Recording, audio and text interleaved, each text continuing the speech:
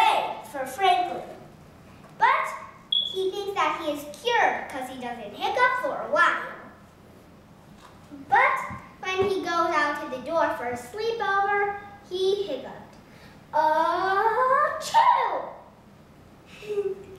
Achoo!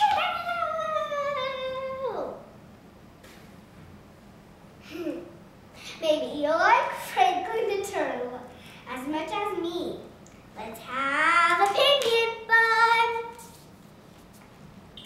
So, I think that you will like this book as much as me. Franklin has the hiccups. Achoo! That's a balloon. Maybe if you read this book, you'll get lucky. And as I said, we will have opinion fun right now. And my opinion is that I think that this book will remind you of going to the doctor when you are achooing. So,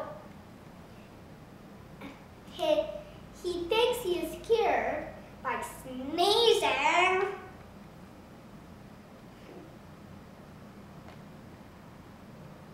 Hiccup! Yeah. And so then